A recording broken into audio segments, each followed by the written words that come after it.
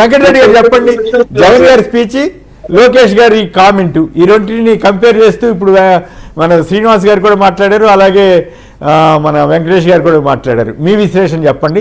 పల్లె దాంట్లో అన్నదాత సుఖీభావ కింద ఇట్లా ఇవ్వటం బ్రాండ్ ఇమేజా లేకపోతే బ్రాండ్ ఇమేజ్ పెంచుతుందా తగ్గిస్తుందా, ఆ పాయింట్ కూడా కవర్ చేస్తూ చెప్పండి. కొమ్మినేని గారు, జగన్మోహన్ రెడ్డి గారు ఎప్పుడు మాట్లాడినా కూడా చాలా గౌరవంగా మాట్లాడతారు. చంద్రబాబు నాయుడు గారు అని సంబోధిస్తారు తప్ప ఏయి చంద్రబాబు, ఓయి చంద్రబాబు అని ఏ రోజు అనరు. వీళ్ళు ఏయి జగన్, ఓయి జగన్, సైకోవి, వీళ్ళు షాడిస్ట్, ఇట్లా మాట్లాడేది వాళ్ళు. ఏకవచనంతో మాట్లాడతా నోటికి ఏదొస్తే అది అద్దు అదుపు లేకుండా చంద్రబాబు నాయుడు గాని లోకేష్ గాని వీళ్ళందరూ మాట్లాడతారు. కానీ ఇప్పుడేందండి ఈ పెద్ద మనిషి చంద్రబాబు నాయుడు అని, లేదంటే చంద్రబాబు నాయుడు గారు ఈ పెద్ద మనిషి మోసం చేశాడు, ఇట్లా జగన్మోహన్ రెడ్డి గారు మాట్లాడతారు తప్ప ఏ రోజు కూడా వ్యక్తిగతంగా సింగులర్ గా కూడా మాట్లాడారు జగన్మోహన్ రెడ్డి గారు. సో మీరు ఆయన ఎక్కడికి వెళ్ళినా కూడా సబ్జెక్ట్ మాట్లాడతారు, విత్ డేటా మాట్లాడతారు, విత్ ఆధారాలు చూపించి మాట్లాడతారు. అది మీరు ప్రెస్ మీట్ పెట్టినప్పుడు కావచ్చు, లేదంటే పార్టీ ఆఫీస్ లో ప్రెస్ మీట్ పెట్టినా విత్ ఆధారాలు, విత్ ఫిగర్స్. ఇక్కడ నిన్న కూడా కాకాని గోవర్ధన్ రెడ్డి గారి మీద మీరు పెట్టినటువంటి కేసులు ఏంటి, ఏ విధంగా తప్పుడు కేసులు పెట్టారో మొత్తం ఆయన చదివి వినిపించారు. వాట్సాప్ లో ఫార్వర్డ్ చేస్తే కేసు ఏందండి ఓ మాజీ మంత్రి మీద? ఆయన ఏమన్నా బూత్లు ఫార్వర్డ్ చేశాడా, లేదంటే ఇంకేమన్నా రెచ్చగొట్టే ఆయన మాట్లాడిన వీడియో ఆయన ఫార్వర్డ్ చేసుకుని నిజంగా ఆశ్చర్యం అనిపించింది. మీరు ఆయన చెప్తుంటే నాకు కూడా ఆ వివరాలన్నీ నిన్నే చూశాను. నేను కూడా ప్రెస్ కాన్ఫరెన్స్ పెట్టి ఆ ప్రెస్ కాన్ఫరెన్స్ లో చెప్పిన అంశాలు ఫార్వర్డ్ చేయకూడదా, వీడియో చేయకూడదా? ఇది ఎక్కడ రాజ్యాంగం? అసలు రెడ్ బుక్ అనాలా ఇంకంతకంటే రెడ్ బుక్ అనాలో అర్థం కాని పరిస్థితికి తీసుకెళ్తున్నారు. అదే సార్, ఇప్పుడు ఆయన కాకాని గోవర్ధన్ రెడ్డి గారు మా పార్టీ ఆఫీస్ లో ప్రెస్ మీట్ పెట్టి ఆ ప్రెస్ మీట్ సాక్షి టీవీలో వచ్చింది, ఆ సాక్షి టీవీలో వచ్చిందని ఆయన ఫార్వర్డ్ చేశాడు. అది ఏమన్నా బూత్, అది లైవే కదా, అందరి దగ్గర వచ్చిందే కదా, దాని మీద కేసు ఏంటి? అట్లానే ఒక ఘోరమే కదా. అదే సార్, బీజేపీ నాయకుడు సోమిరెడ్డి చంద్రబాబు రెడ్డిని ఇదిగో నాకు ఉద్యోగం ఇవ్వకుండా అమ్ముకున్నాడు, నాకు ఉద్యోగం ఇస్తాను డబ్బులు తీసుకొని అమ్ముకున్నాడు అని ఏదో వీడియో పెడితే దాన్ని నేను ఫార్వర్డ్ చేశాను, ఇంకో కేసు అంట. మాట్లాడిన మీద లేదు, ఫార్వర్డ్ చేసిన మీద కేసు. అంటే ఎంత విచిత్రంగా వీళ్ళు కేసులు పెడుతున్నారనే దాని మీద నన్ను పెట్టినప్పుడు మరి హోంమంత్రి అనిత గారు ఏం మాట్లాడాలి వచ్చి, అయ్యా ఈ కేసులు మేము ఇట్లానే పెడతాం, మాది రెడ్ బుక్ పాలన, మేము డాక్టర్ బిఆర్ అంబేద్కర్ గారి రాజ్యాంగం మేము ఫాలో అవ్వట్లేదు, మా రెడ్ బుక్ పాలనలో ఇలా వాట్సాప్ లో ఫార్వర్డ్ చేసినందుకు కేసులు పెడతామని చెప్పుంటే బాగుండేది. చెప్పకుండా వ్యక్తిగత విమర్శలు చేస్తా ఈ మాట్లాడతాం అనేది, ఎందుకంటే వాళ్ళు ప్రతిరోజు వ్యక్తిగత విమర్శలు ఏకైక లక్ష్యంగా పెట్టుకున్నారు. నిన్న రోజా గారి మీద గాలి బుద్ధకృష్ణారెడ్డి కొడుకు గాలి భానుప్రకాష్ మాట్లాడిన దాని మీద అడిగారు సమాధానం. మరి ఏం చర్యలు తీసుకుంటారు చంద్రబాబు నాయుడు గారు? మరి మేము కూడా వెళ్ళి అట్లానే ధ్వంసం చేసేయాలా? మీరు వచ్చి ఎవరైనా మాట్లాడితే ధ్వంసం చేసినాడు మేము కూడా అందరూ వెళ్ళి అలా చేయాలా అని చెప్పి ఆయన అడిగారు. మరి దానికి సమాధానం వాళ్ళు చెప్పాలి కదా. రెండవది, ఇందాక మన లాయర్ గారు శ్రీనివాసరావు చాలా బాగా చెప్పారు. చంద్రబాబు నాయుడు బ్రాండ్ బిల్డప్, జగన్మోహన్ రెడ్డి గారు బ్రాండ్ బిల్డ్ చేయటం. అంటే గ్రామాన సచివాలయం, రైతు భరోసా కేంద్రం, హెల్త్ క్లినిక్, డిజిటల్ లైబ్రరీ, నాడు-నేడులో భాగంగా 38,000 స్కూళ్లు, 5 సంవత్సరాల టర్మ్ లో 2 ఏళ్లు కోవిడ్ ఉన్న 3 ఏళ్లలోనే 17 మెడికల్ కాలేజీలు, 4 పోర్టులు, 10 ఫిషింగ్ హార్బర్లు, 6 ఫిష్ ల్యాండ్ సెంటర్లు.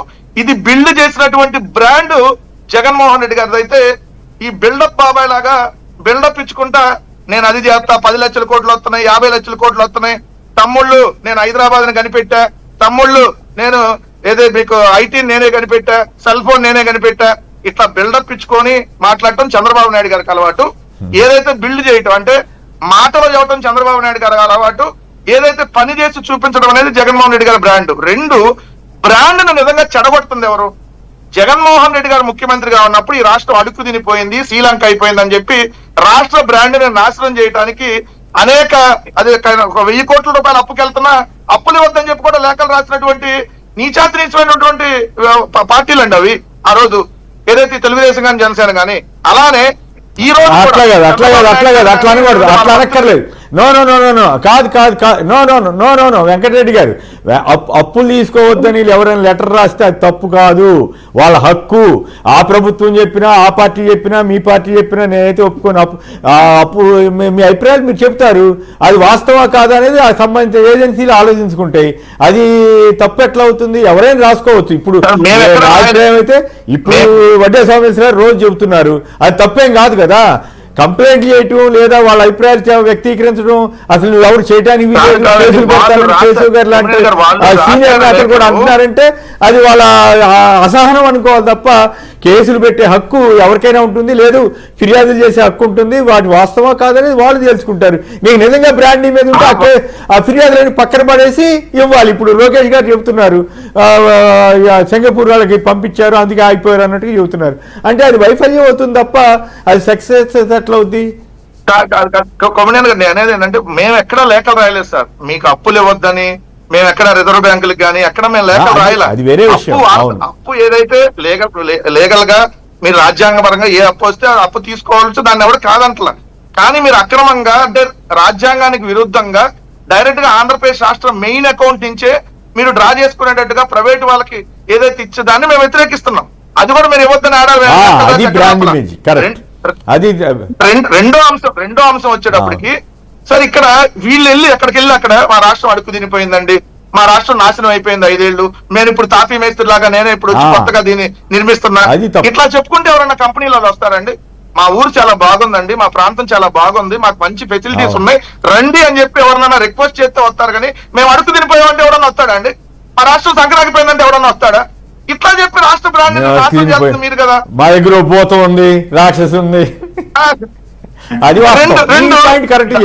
దావోస్ వెళ్ళారు కొమ్మనేని గారు, దావోస్ వెళ్ళి రెడ్ బుక్ చూపిస్తున్నారు. అక్కడికి వెళ్ళి రెడ్ బుక్ పాలన నడుస్తుందని ఎవరన్నా వస్తారా కంపెనీలలో పెట్టుబడులు పెట్టడానికి?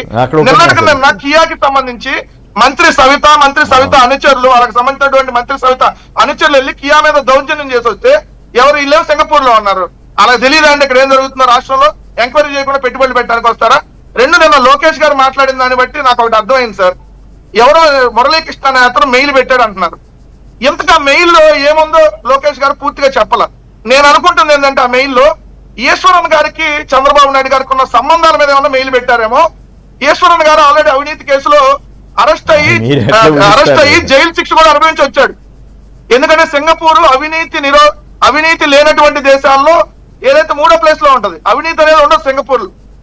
సో అవినీతి లేనటువంటి దేశంలో ఒక అవినీతి మంత్రిగా ఈశ్వరన్ గారు చంద్రబాబు నాయుడు గారితో సాన్నిహిత్యం వల్ల చంద్రబాబు నాయుడు గారు ఆయన కలిసి అనేక వ్యాపారాలు మరి ఏమేమి జరిగాయో దాని మీద ఏమైనా మెయిల్ పెట్టాడు మురళీకృష్ణ అనే ఆయన. అయ్యా ఇదిగో మీరు కూడా ఇక్కడికి వస్తే ఈశ్వరన్ లాగా జైలుకు పోతారని ఏమైనా పెట్టాడా? అందుకనే వాళ్ళు అక్కడే సింగపూర్ లో ఉన్నప్పుడే లోకేష్ గారిని చంద్రబాబు నాయుడు గారిని అదేందయ్యా బాబు ఈశ్వరన్ లాగా మమ్మల్ని కూడా అన్నా నువ్వు జైలుకు పంపిస్తావేంది, మీతో మాకెందుకు వచ్చిన ఒప్పందాలు ఇట్టండి అని చెప్పి వాళ్ళేమన్నా అన్నారా? అసలు ఆ మెయిల్ ఏంటి అదేందో చెబితే లోకేష్ గారు బాగుంటది. కాకుండా ఆయన మురళీకృష్ణ మెయిల్ పెట్టాడు, ఆయన ఫలానా పెద్దిరెడ్డి గారి కంపెనీలో చేస్తాడు, అయినా ఎవరో ఒక అనామకుడు మెయిల్ పెడితే ఆ రాష్ట్రానికి కంపెనీలు రాకుండా, లేదంటే రాష్ట్రానికి మీ రాష్ట్రం ఏంటో వరస్ట్గా ఉందని చెప్పి సింగపూర్ అంటదా? రెండు అసలు సింగపూర్ కి ఆంధ్రప్రదేశ్ ఇప్పుడు మీరు ఇన్నిసార్లు వెళ్ళారు, 2014-19 మధ్య అనేక సార్లు మీరు సింగపూర్ పర్యటనలు వెళ్ళారు. పావలా పెట్టుబడి చెప్పండి సార్, రూపాయి అడగట్లా నేను, పావలా పెట్టుబడి చూపించమనంటే సింగపూర్ లో ఒక కంపెనీ వచ్చి ఆంధ్రప్రదేశ్ లో చంద్రబాబు నాయుడు గారు 10 సార్లు తిరిగి వచ్చాడు కదా సింగపూర్ వెళ్ళి 2014-19 మధ్య. ఒక పావలా పెట్టుబడి అన్నాడు పెట్టారా?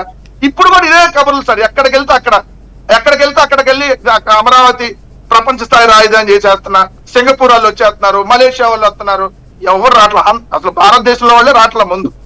అందుకు రోజు నీళ్ళు ఎత్తిపోతల పథకమే కదా అక్కడ జరుగుతుంది. ఏమన్నా ఉందా? నీటి ఎత్తిపోతల పథకం తప్ప అమరావతిలో ఏమన్నా జరుగుతుంటే చెప్పాలి. రెండు మీరు అన్నదాత సుఖీభవ, అన్నదాత సుఖీభవ కింద మన వాళ్ళు ఇస్తానన్నది ఏంటంటే సార్ ప్రతి రైతుకి 20,000 ఆంక్షలు లేవు, ప్రతి రైతుకి 20,000. కానీ జగన్మోహన్ రెడ్డి గారి ప్రభుత్వం ఉన్నప్పుడు 53 లక్షల 58,000. కాదు ఒక్క నిమిషం ఒకేసారి ఇస్తామని చెప్పారా, లేక వాయిదాల పద్ధతి మీద ఇస్తామన్నారా, కేంద్రం ఇచ్చే సాయంతో కల్పిస్తామన్నారా? అది ఏమిటి వాస్తవంగా ఎలక్షన్ మేనిఫెస్టోలో ఏం చెప్పారు, ఇప్పుడు ఏం చేస్తున్నారు? సార్ వాళ్ళు చెప్పింది ప్రతి రైతుకి ఒకేసారి 20,000 రూపాయలు. ఎందుకంటే జగన్మోహన్ రెడ్డి గారి ప్రభుత్వం 3 దఫాలకు ఇస్తున్నప్పుడు చంద్రబాబు నాయుడు గారు వ్యతిరేకించారు. చంద్రబాబు నాయుడు గారు ఏమన్నారు అప్పుడు, మీరు పెట్టుబడి సాయం కింద ఒకేసారి ఇవ్వాలి కదా, అప్పుడు కొద్దిగా ఇస్తే రైతుకి ఎలా అది ప్రయోజనం చేకూరిద్ది అని చెప్పి ఇప్పుడు ఈ పథకం పేరు అన్నదాత సుఖీభవ సార్. పిఎం కిసాన్ దీంట్లో లేదు. ఇది అన్నదాత సుఖీభవ పిఎం కిసాన్ కాదు. పిఎం కిసాన్ పథకం వేరు, అన్నదాత సుఖీభవ పథకం వేరు. అన్నదాత సుఖీభవ పథకం అంటే మీరు కేంద్రంతో అంటే బీజేపీతో పొత్తు పెట్టుకోకముందే మీరు ఈ పథకాన్ని అనౌన్స్ చేశారు. రాజమండ్రిలో మహానాడు జరుగుతున్న టైంలో, రాజమండ్రిలో మహానాడు కార్యక్రమంలో మీరు బాబు గ్యారంటీ ఏదో 6 పథకాలు అని చెప్పి మీరు అనౌన్స్ చేసినట్లు అన్నదాత సుఖీభవ 20,000 ఇస్తామని అప్పుడే అనౌన్స్ చేశారు. సో మీరు ప్రతి రైతుకి 20,000 ఇస్తామన్నారు. అంటే ఇప్పుడు కేంద్ర ప్రభుత్వం ఇచ్చి 6,000తో కలిపి 26,000 ఇవ్వాలి. రెండు 53,58,000 మంది రైతులు ఉంటే ఇప్పుడు 46 లక్షలకు తీసుకొని వచ్చారు దాన్ని. అది ఇంకా 46 లక్షలు ఇంకెంత కోత పడిందో తెలియదు. మీరేమన్నారు 53 లక్షల నుంచి ఇంకా పెంచుతా ఉన్నారు రైతుల్ని. ప్రతి రైతుకి మీరు చెప్పింది. ఇప్పుడు ఉన్న రైతుల్లోనే లక్షలాది మంది కోత.